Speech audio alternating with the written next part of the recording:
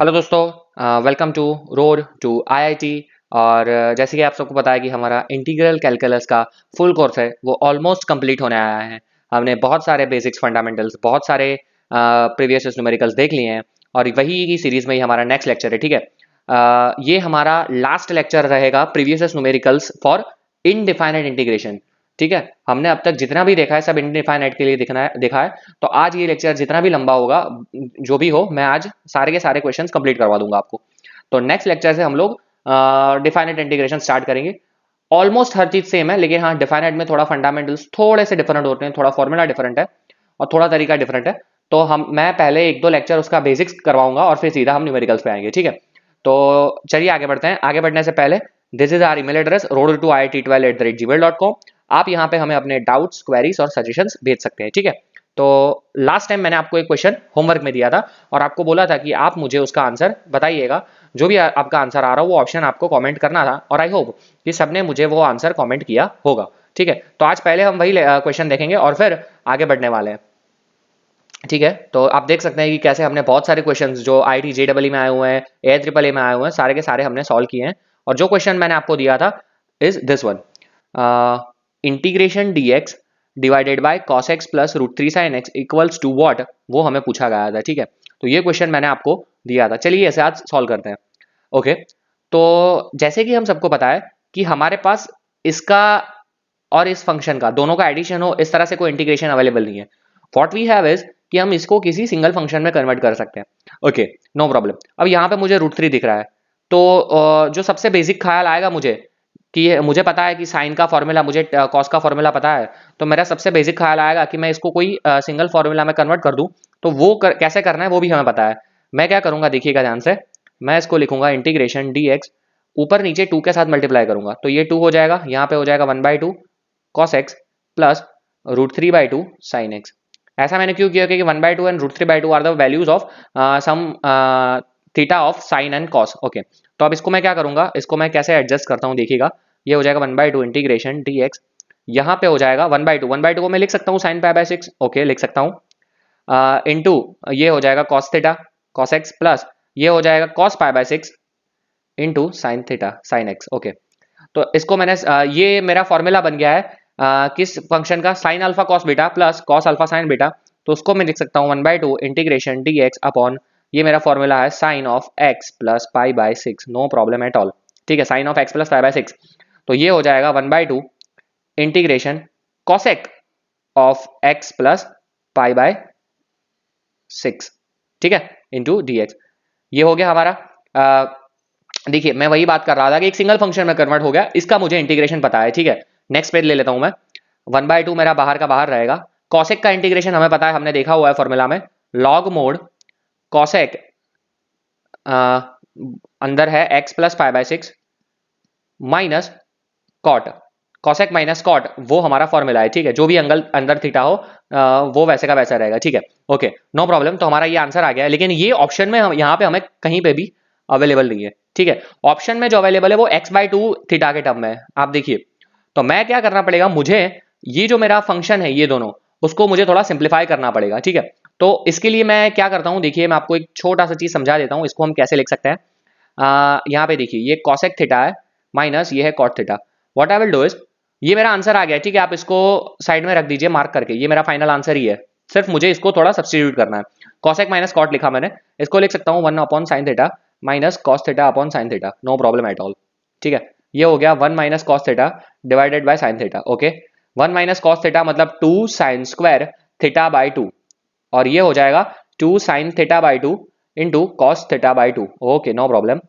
2 एक दूसरे को मार डालेगा, एक साइन थीटा ने एक साइन थीटा को मार दिया, sine theta by 2 divided by cos theta by 2 that is tan theta by 2।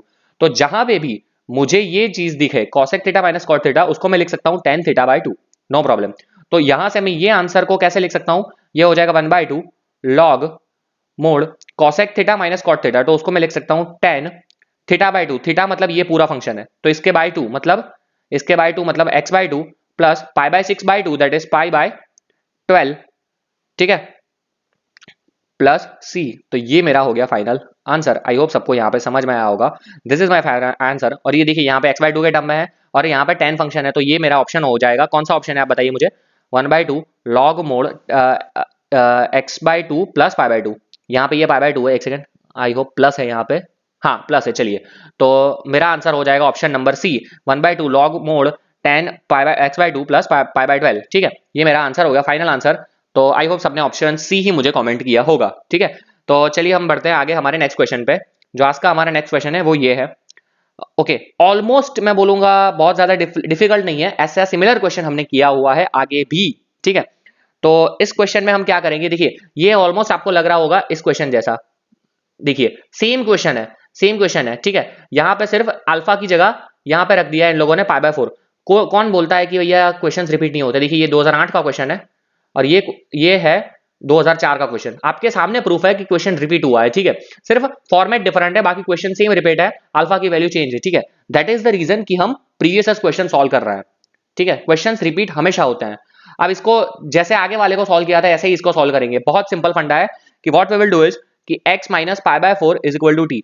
और सिमिलर काइंड ऑफ क्वेश्चन मैंने आपको जब मैं प्रैक्टिस क्वेश्चंस करवा रहा था तब भी मैंने करवाए हुए हैं। तो मतलब देखिए कि एक ही टाइप के क्वेश्चंस कितनी बार एग्जाम में रिपीट हुए हैं। ठीक है, तो ऐसा मत सोचिए कि क्वेश्चन रिपीट नहीं होते हैं, वैल्यूज थोड़ी थोड़ी चेंज होकर क्वेश्चंस हमेशा रिपीट हुए हैं। ये आपके सामने प्रूफ है, ये ट्रिपल ई का पेपर है। अगर आपको भरोसा नहीं है तो आप पेपर उठा के चेक भी कर सकते हो।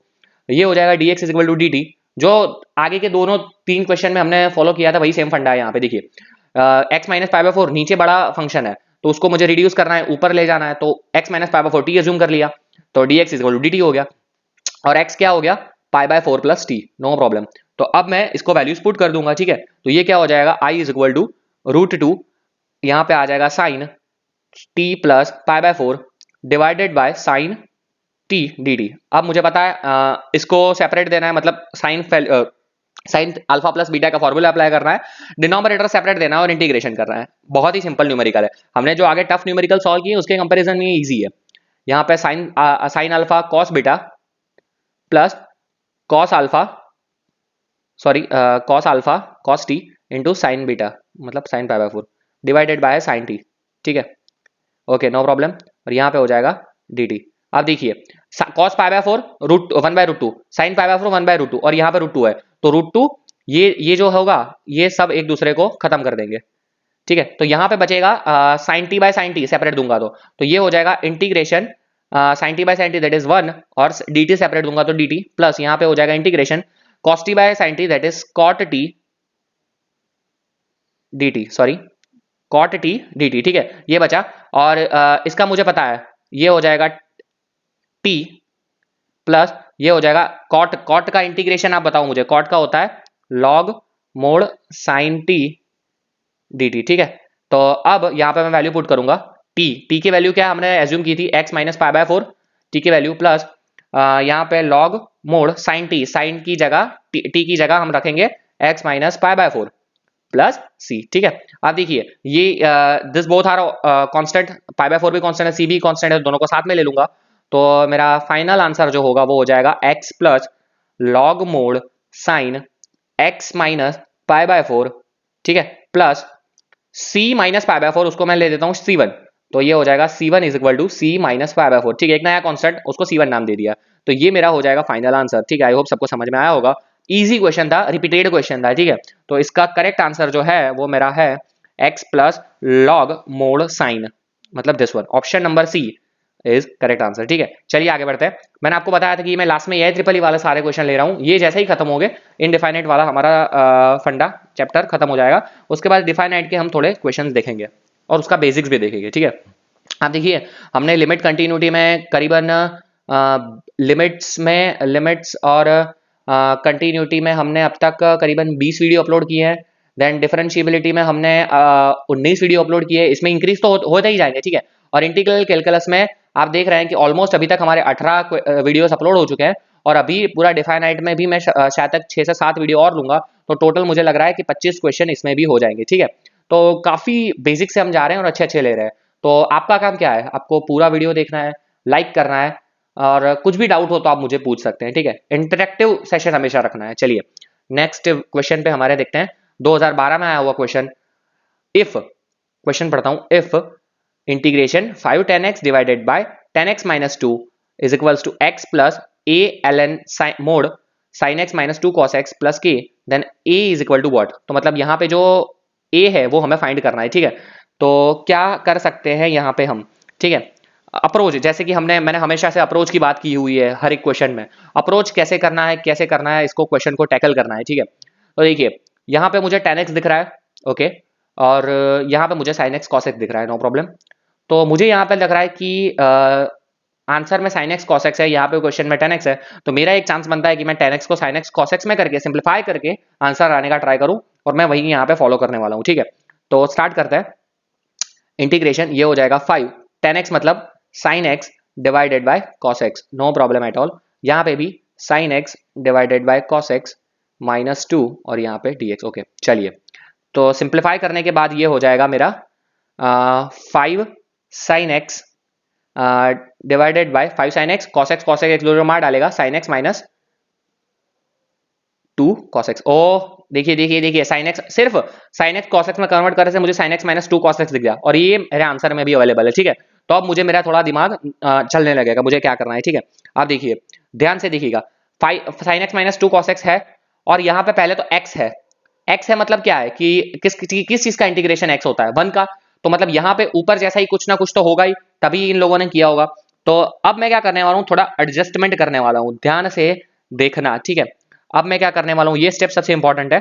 मैं करूंगा ये जो 5 sin x है उसको मैं करता हूँ 4 sin x, देखिएगा 4 sin x plus sin x लिख दिया। 5 sin x को लिख सकता हूँ 4 sin x plus sin x, और प्लस मैंने लिखा फिर 2 cos x, और फिर मैंने लिखा माइनस 2 cos x, मतलब 2 cos x ऐड किया और डिवाइड किया। क्यों किया अभी आपको पता चल जाएगा। आप किसी और तरीके से भी ये कर सकते हो, ऊपर नीचे एडजस्ट करना, और वो आप किसी और तरीके से भी कर सकते हो। मैंने इस तरीके से किया है, 5 sin x को यहाँ पे 4 sin x plus sin x में डिवाइड किया, और इसको 2 cos x और माइनस 2 cos x से लिखा, ठीक है। अब देखिए मुझे नीचे जैसा करना है ऊपर, तो यहाँ पे मुझे sin x दिख गया। मैंने क्यों किया अभी आपको पता चल गया। देखो sin x मुझे मिल गया एक सेपरेट, और मैंने plus minus 2 cos x add किया, तो मुझे 2 cos x भी ऐड मुझे एक साइड में मिल गया, ठीक है। तो मैं इन दोनों को साथ में लूंगा, और फिर इन दोनों को साथ में लूंगा, ऐसे मेरे दो टर्म्स बना लूंगा। तो मैं वही काम करने वाला हूँ, देखिए। तो ये मेरा हो जाएगा इंटीग्रेशन साइन एक्स माइनस ये हो गया 2 cos x। मैंने जो टर्म्स बताए उनको साथ में लिया, और यहाँ पे मैं लूंगा 4 sin x प्लस जो बचा मेरा 2 cos x, उसको मैंने साथ में ले लिया, नो प्रॉब्लम एट ऑल।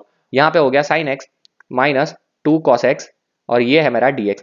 अब मैं डिनोमिनेटर सेपरेट दूंगा, इंटीग्रेशन सेपरेट दूंगा, तो ये हो जाएगा integration sin x minus 2 cos x divided by sin x minus 2 cos x dx, that is 1 dx। Then plus लिखने के बाद इंटीग्रेशन ये है 4 sin x 4 sin x plus 2 cos x divided by sin x minus 2 cos x, ठीक है। अब देखिए, अब मुझे ये भी पता चल गया है ऑप्शंस में से कितना हमें फायदा होता है कि यहाँ पे लॉग मोड आ रहा है। मतलब लॉग मोड किसी फंक्शन का तभी आता है कि ऊपर उसका डिफरेंशिएशन हो, तो मैं इसको टी एज्यूम करता हूँ सिंपली। तो मैं क्या करूंगा, देखिए sin x minus 2 cos x उसको टी लेता हूं, तो ये क्या हो जाएगा cos x cos x का डिफरेंशिएशन माइनस sin x, तो ये हो जाएगा plus 2 sin x dx is equal to dt, okay. लेकिन मेरे पास क्या अवेलेबल है, मेरे पास 2 cos x 4 sin x है, तो इसको 2 के साथ मल्टीप्लाई कर देता हूं, तो ये हो गया 2 cos x plus 4 sin x into dx is equal to 2 dt, ठीक है। यहां पे है dx, ओके। तो अब देखिए मेरा क्या हो गया, ये हो गया मेरा x प्लस मेरा ये हो गया इंटीग्रेशन, ऊपर ये हो गया ये पूरा टर्म, दिस होल टर्म जो ये येलो से मार्क कर रहा हूं, मैंने अभी अभी दिखा दिया है ये वाला, ठीक है। तो ये क्या है मेरे लिए 2 dt, तो ये हो जाएगा 2 dt डिवाइडेड बाई t, तो ये मेरे लिए हो जाएगा x plus 2 ln t plus c। ये मेरा हो गया फाइनल आंसर, ठीक है। लेकिन हाँ, इसमें t की वैल्यू अभी पुट करनी है, तो t की वैल्यू मैं यहाँ पे पुट कर देता हूँ। तो after putting the value of t मुझे मिल जाएगा x प्लस 2 ln t है मेरा sine x minus 2 cos x और देन प्लस c, ठीक है। तो ये मेरा फाइनल आंसर बन गया है। अब देखिए इसको कंपेयर करते हैं हम, जो हमारा क्वेश्चन था, ठीक है, क्वेश्चन जो हमें पूछा गया था उसके साथ इसको कंपेयर करने का हम काम करते हैं। तो यहाँ पे देखिए x x और यहाँ पे a ln sin x minus 2 cos x 2 है, 2 ln sin x minus 2 cos x, तो मतलब a है मेरा 2, ये मेरा हो गया फाइनल आंसर। तो a is equal to 2 is my final answer, so option number D वो मेरा फाइनल आंसर हो गया। आई होप सबको ये क्वेश्चन समझ में आया होगा और सबने ये क्वेश्चन अच्छे से सॉल्व भी किया होगा, ठीक है। तो विदाउट वेस्टिंग टाइम चलिए आगे बढ़ते हैं हमारे नेक्स्ट क्वेश्चन पे। ओके, अब हम आ गए जेडबल मेंस, क्योंकि आप सबको पता है जेडबल मेंस 2013 से स्टार्ट हुआ था, 2012 में लास्ट AIEEE हुआ था, तो यहां तक के जो क्वेश्चन थे वो AIEEE वाले थे, और अब ये जेडबल मेंस 2013 का क्वेश्चन आ गया है, ठीक है। तो जेडबल मेंस 2013 का क्वेश्चन है, अच्छा क्वेश्चन है, सुंदर क्वेश्चन है। क्या बोला गया है, integration f of x d x is equal to sine x. Okay, मतलब एफ ऑफ एक्स का इंटीग्रेशन मुझे ये फंक्शन दिया है, साइन एक्स दिया हुआ है, ठीक है, नो प्रॉब्लम। और पूछा गया है integration x raise to 5 f of x cube d x is equal to what. अब देखिए अगेन जो मैंने हमेशा से बताया अप्रोच, कि मुझे ऐसा कैसे पता चलेगा, स्टूडेंट्स हमेशा पूछते हैं मुझे ऐसा कैसे पता चलेगा कि मुझे ये स्टेप फॉलो करना है या फिर मुझे ये चीज करनी है, ठीक है। तो मैं वही बताने जा रहा हूं, देखिए ध्यान से देखिए, ऑप्शंस देखिए आप जैसे ही ऑप्शन देखेंगे आपको पता चल जाएगा कि यहाँ पे हर जगह माइनस साइन है। अब यहाँ पे दो फंक्शन है, दो फंक्शन हो माइनस साइन हो, मतलब इंटीग्रेशन बाय पार्ट्स यूज किया है, वो मेरे पहली चीज मुझे क्लिक कर गई।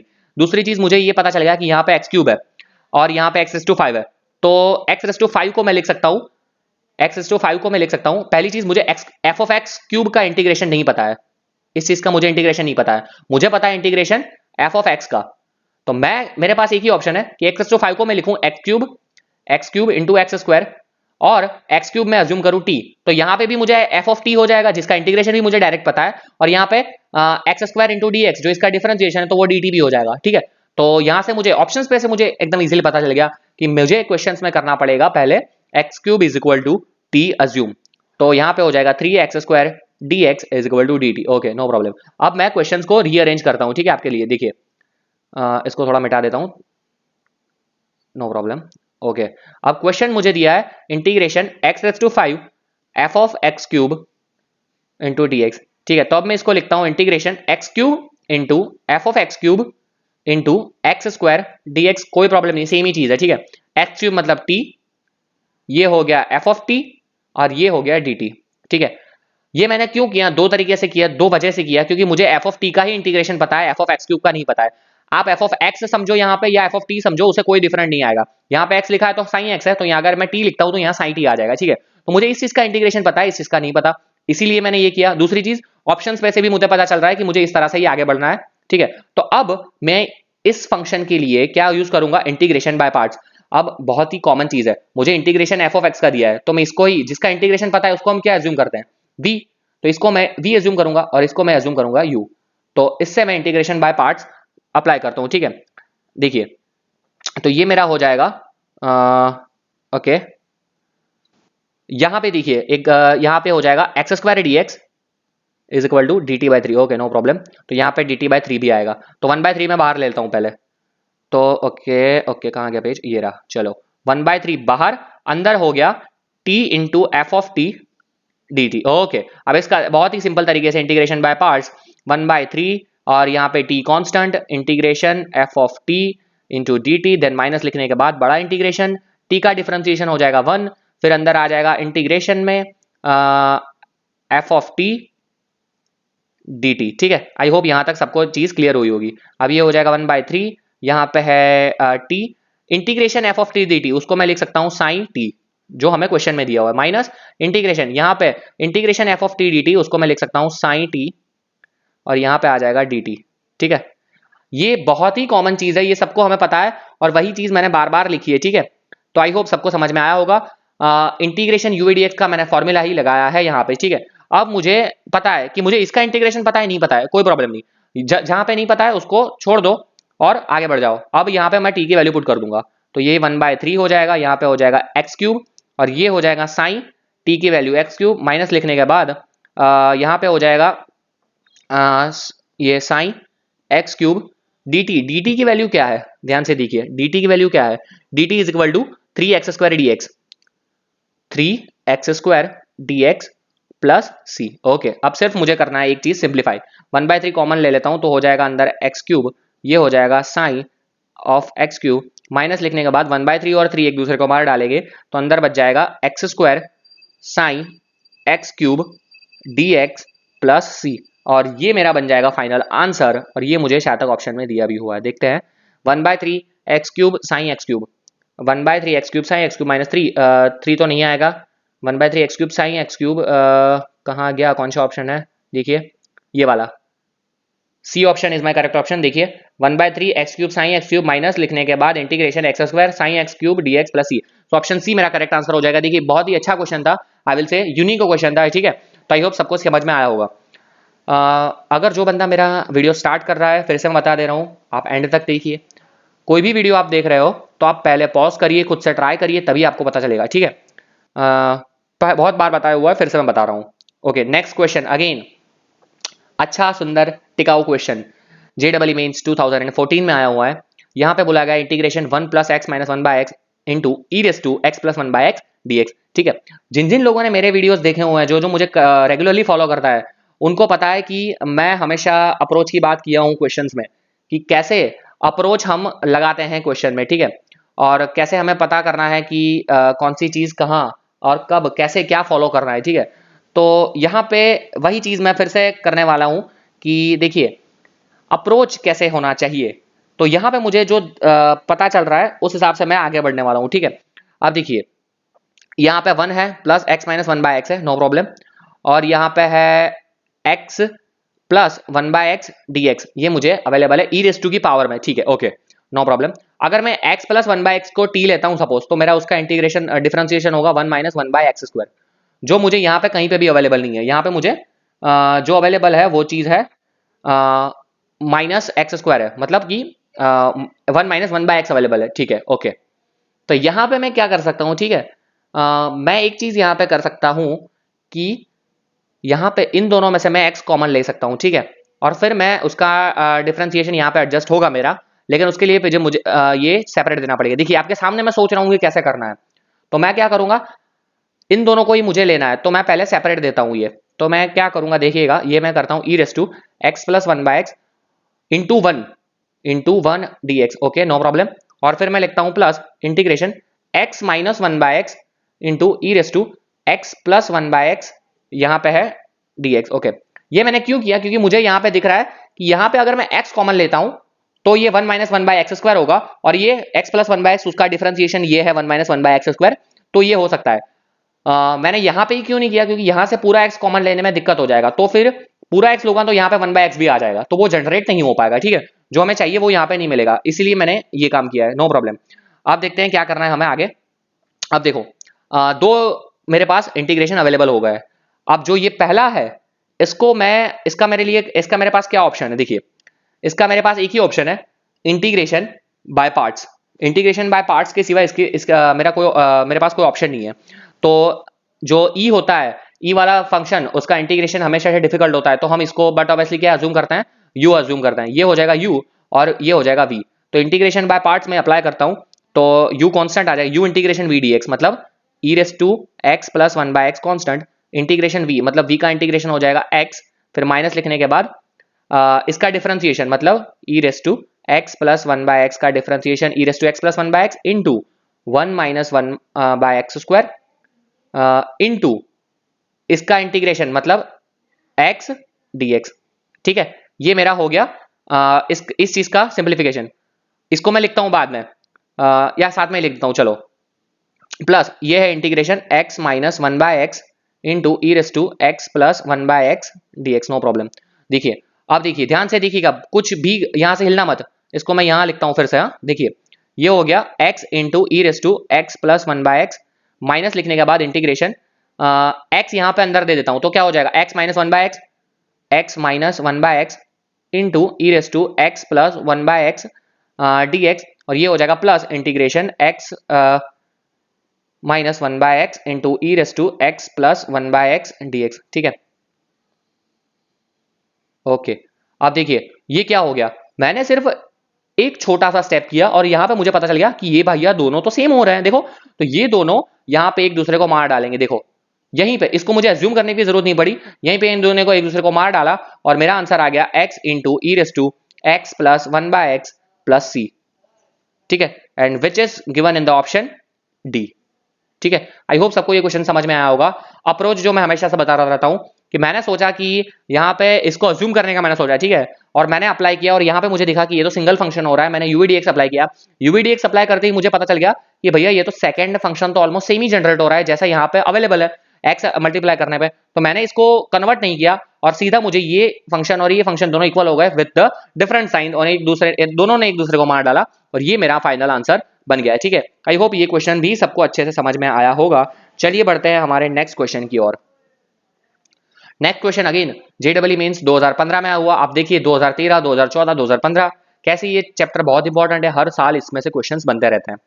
तो ये क्वेश्चन है, क्वेश्चन दिया है हमें integration dx upon x square x raise to 4 plus 1 3 whole raise to 3/4। फिर से लिखता हूं, integration dx upon x square x raise to 4 plus 1 whole raise to 3/4। Okay, no problem no problem. अब देखिए, अब यहाँ पे कैसे करना है, यहाँ पे नीचे एक्स स्क्वायर है, जब कोई भी फंक्शन नीचे होता है तब अगर उसका डिफरेंशिएशन, मतलब ये एक्चुअली में है एक्स रेस टू -2, तो एक्स रेस टू -2 अगर है यहाँ पे या फिर एक्स रेस टू -3 कोई भी है, तो अगर मुझे किसी को अज्यूम करना है तो अंदर भी क्या होना चाहिए, एक्स रेस टू माइनस की पावर ही होनी चाहिए। अगर कहीं पे एक्स रेस टू -3 है तभी उसका डिफरेंशिएशन एक्स रेस टू -4 के टर्म्स में आएगा, अगर एक्स रेस टू -2 है तो उसका डिफरेंशिएशन एक्स रेस टू -3 के टर्म में आएगा। लेकिन यहाँ पे एक्स रेस टू -2 है और अंदर एक्स रेस टू प्लस में है, तो वो उसका डिफरेंशिएशन नहीं बनेगा, तो मैं कुछ अज्यूम नहीं कर पाऊंगा। तो मुझे पहले क्या करना पड़ेगा, इसको माइनस के टर्म में करना पड़ेगा, मतलब तो उसके लिए मुझे क्या करना पड़ेगा, यहाँ ऐसे एक्स टू 4 कॉमन लूंगा मैं। देखिएगा कैसे मैंने सोचा, मैं आपको समझा रहा हूं, ठीक है। अब देखिए ओके, अब मैं क्या करता हूं, इंटीग्रेशन dx नीचे है एक्स स्क्वायर, यहां से एक्स टू 4 कॉमन लिया, एक्स टू 4 कॉमन लूंगा तो 4 और ये 4 एक दूसरे को मार डालेंगे, ऊपर 3 पावर बचेगी सिर्फ। तो ये क्या हो जाएगा मेरे लिए, ये हो जाएगा, ध्यान से देखिए ना, कुछ भी गड़बड़ ना हो, यहाँ पे एक्स टू 4 मैंने यहाँ पे कॉमन लिया है, ठीक है।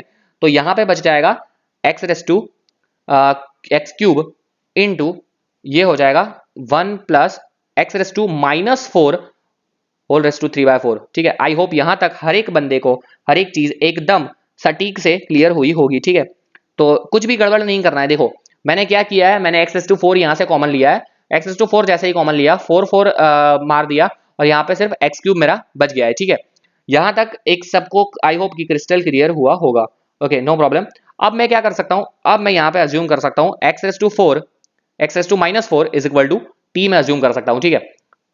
तो मेरा क्या हो जाएगा, देखिएगा ध्यान से, x raise to -4 is equal to t, तो ये हो जाएगा -4 इंटू एक्स रेस टू -5, ठीक है, -4 into x raise to -5 dx is equal to dt।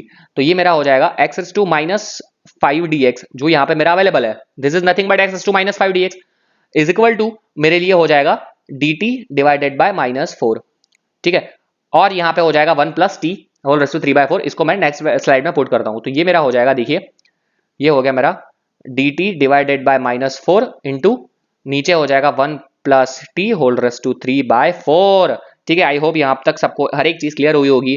बहुत सिंपल है, अब तो -4 बाहर, ये हो जाएगा integration 1 plus T -3/4 into d T, बहुत सिंपल है ये तो ये -1/4 यहाँ का इसका इंटीग्रेशन क्या होगा, 1 plus T -3/4 plus 1 divided by -3/4 plus 1 plus C, तो ये हो जाएगा -1/4 इंटू यहाँ पे हो जाएगा 1 plus T whole raise to -3/4 plus 1 that is 1/4, नीचे भी क्या आ जाएगा, नीचे भी आ जाएगा 1/4 और ये दोनों एक दूसरे को मार डालेंगे, प्लस सी है, तो मेरा फाइनल आंसर बचेगा, यहाँ पे मैं लिखता हूँ -1 plus T whole raise to 1/4 plus C, और टी की मैंने वैल्यू अज्यूम की थी, टी की वैल्यू मैंने अज्यूम की थी एक्स रेस टू -4, तो -1 प्लस एक्स रेस टू -4 है तो ऐसे लिख सकता हूँ 1 upon x raise to 4 into 1/4 plus C, तो ये मेरा हो जाएगा माइनस लिखने के बाद x raise to 4 plus 1 divided by x raise to 4 whole raise to 1/4 plus C, ये 4 है, ठीक है, थोड़ा 4 मेरा ऐसा होता है सो ये 4 है, ठीक है। तो ये मेरा फाइनल आंसर हो गया minus x raise to 4 plus 1 upon x raise to 4 whole raise to 1/4 plus C. तो ये कौन सा ऑप्शन में मुझे गिवन है, ये ऑप्शन में मुझे गिवन है बी। आई होप ये क्वेश्चन सबको समझ में आया होगा, इसका अप्रोच समझ में आया होगा, मैंने कैसे सोचा मुझे अज्यूम करना है वो मैंने आपको बताया। यहाँ पे मुझे एक्स रेस टू -2 गिवन है, कोई भी x raise to minus power का डिफरेंशिएशन तभी होता है जब फंक्शन भी x raise to minus power में हो, तो यहाँ पे तो फंक्शन पॉजिटिव पावर में था, तो मुझे पता चला कि नहीं भैया मुझे तो माइनस पावर में चाहिए, तो इसलिए इस फंक्शन को मैक्सिमम पावर को मैंने कॉमन ले लिया और मुझे मेरा रास्ता खुल गया। ठीक है, अप्रोच हमेशा से इंपॉर्टेंट होता है। मैं आपके सामने क्वेश्चन कोई भी सॉल्व कर दूंगा तो आपको पता तो चल जाएगा, ठीक है, लेकिन आपको एग्जाम में पता नहीं चलेगा, आपको लगेगा कि नहीं मैंने सॉल्व किया, लेकिन आपको जब तक अप्रोच पता नहीं चलेगा तब तक आप आगे नहीं बढ़ सकते। ठीक है, चलिए नेक्स्ट क्वेश्चन पे हमारे आगे बढ़ते हैं। और कितने क्वेश्चन हैं? ओके, लास्ट क्वेश्चन आ गया भाई, उसके बाद देखो डिफाइनेट इंटीग्रेशन है। सो ये हमारा लास्ट क्वेश्चन, देखिए जेडब्ल्यू मेंस 2016 में भी आया हुआ है। ठीक है, मैंने 2016 के तक की क्वेश्चन लिए, 2017 के क्वेश्चन के जो रिसेंट होंगे वो भी मैं अपलोड करूंगा इन शॉर्ट। तो देखिए 2013, 14, 15, 16 हर साल जेडब्ल्यू मेंस में इंटीग्रेशन में से आया, इसीलिए चैप्टर बहुत इंपॉर्टेंट हो जाता है। ठीक है, ये क्वेश्चन अगेन कैसे सॉल्व करना है, जैसे कि अप्रोच की बात हमने की है, तो देखिए यहाँ पे एक स्लाइड में नहीं ले लेता हूँ क्योंकि अच्छा क्वेश्चन, ये काफी अच्छा क्वेश्चन है। इंटीग्रेशन हमें दिया है 2x⁻² plus 5x⁻9 divided by we have x⁻5 plus x³ plus 1 whole cube dx। Okay okay okay okay okay okay, यहाँ पे देखो, अब यहाँ पे 12 है, ठीक है, 12 एंड 9, और यहाँ पे क्यूब है, यहाँ पे 5 3 है। ओके, यहाँ से मुझे क्या दिख रहा है, यहाँ से मुझे एक चीज दिख रही है कि देखो यहाँ पे 12 9 है, मतलब यहाँ पे 3 है, तो 3 का क्यूब होता है 9, 5 का क्यूब होता है 15, और यहाँ पे इतनी बड़ी पावर्स है। फंक्शन तभी एडजस्ट हो पाएंगे जब यहाँ से मैं कुछ कॉमन लेके डिवाइड करूंगा, तभी मैं फंक्शन को सेटिस्फाई कर पाऊंगा, क्योंकि मुझे यहाँ पे दिख रहा है 12 9। अगर मुझे कुछ भी अज्यूम करना है, कोई भी यहाँ पे इसके नीचे कोई फंक्शन ऐसा है ही नहीं कि जिसका डिफरेंशिएशन इतना बड़ा हो पाए इतनी बड़ी पावर में। ठीक है, तो मुझे क्या करना पड़ेगा, कुछ सोचना पड़ेगा। तो what I will try is कि मैं यहाँ से x⁻5 कॉमन लेके देखता हूँ। ठीक है, x⁻5 कॉमन लेके देखता हूँ क्योंकि बड़े पावर है, तो यहाँ पे x⁻5 बाहर आएगा, तो अंदर क्या हो जाएगा, बाहर आएगा तो 5 का क्यूब मतलब 15 बाहर आएगा। ठीक है, देखते हैं, वो ट्राई करते हैं। ठीक है, आई डोंट नो, तो ये हो जाएगा 2 x⁻12 है यहाँ पे, प्लस 5x⁻9 है, यहाँ से मैंने x⁻15 बाहर लिया, एक्चुअली x⁻5 बाहर लिया है, तो यहाँ पे हो जाएगा 1 plus 1 upon x² plus 1 upon x⁻5 whole cube, और ये है dx। ओके, अब यहाँ पे सेपरेट देता हूं मैं, तो क्या हो जाएगा, देखिए ध्यान से देखिए, ये हो जाएगा 2 divided bye x³ plus 5 divided by x⁻, ये हो जाएगा 6। ओ ओ व्हाट आई गॉट, देखिए देखिए, थोड़ा सा सोचने से क्या हमारा फायदा हुआ। ठीक है, एक और चीज, कई बार सोचना तो पढ़ लिया, लेकिन हमें एक बार एक स्टेप करके देखना है। मैंने एक स्टेप किया, ठीक है, मुझे यहां दिख गया, देखो x² है, x³ है, डिफरेंशिएशन, x⁻5 है, x⁻6 है, डिफरेंशिएशन अवेलेबल है।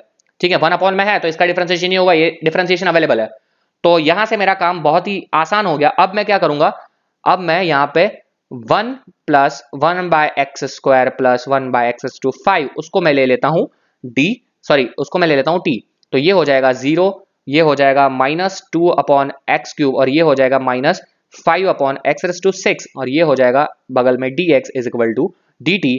तो यहां से मुझे पता चलेगा जो ऊपर क्या अवेलेबल है, ऊपर ये है, माइनस नहीं है, तो 2 upon x³ plus 5 upon x⁻6 into dx is equal to minus dt मैं लिख सकता हूँ। ठीक है, नेक्स्ट पेज में मैं वैल्यूज पुट करूंगा, यहाँ पे dt आ जाएगा, यहाँ पे t आ जाएगा, तो मेरा एकदम सिंपल हो जाएगा, वो मेरा जो बचेगा वो हो जाएगा minus dt divided by T Q. अब इसका इंटीग्रेशन तो बच्चों को भी पता है, ये हो जाएगा 1 अपॉन 2t² प्लस c। ठीक है, और अब t की वैल्यू मुझे पुट करनी है 1 अपॉन 2, t की वैल्यू है 1 plus 1 by x² plus 1 by x⁻5 whole square plus c। ठीक है, तो अगर अब इसको मैं सिंप्लीफाई करता हूं तो मेरे लिए हो जाएगा x⁻5 को यहाँ से एलसीएम ले लेता हूं। ठीक है, तो यहाँ पे हो जाएगा x⁻5 का नीचे स्क्वायर आएगा, ऊपर जाएगा तो x⁻10, ये हो जाएगा 2, यहाँ पे x⁻5 और ये हो जाएगा x² है तो x³ हो जाएगा, और यहाँ पे 1 हो जाएगा उसका होल स्क्वायर प्लस c। तो ये मेरा हो गया फाइनल आंसर। आई होप ये क्वेश्चन सबको समझ में आया होगा, बहुत ही अच्छा क्वेश्चन था, थोड़ा दिमाग भी लगाना था। तो मेरा आंसर यहाँ पे मुझे मिल गया है ऑप्शन नंबर x⁻10 वाला, और वो भी पॉजिटिव साइन है। ठीक है, तो option number D is my correct option. So I hope सबको ये मजा आया होगा। आई नो कि थोड़ा वीडियो लंबा हो गया है, लेकिन हमने यहाँ पर इनडिफाइनाइट इंटीग्रेशन की सीरीज जो है हमने कंप्लीट कर दी है।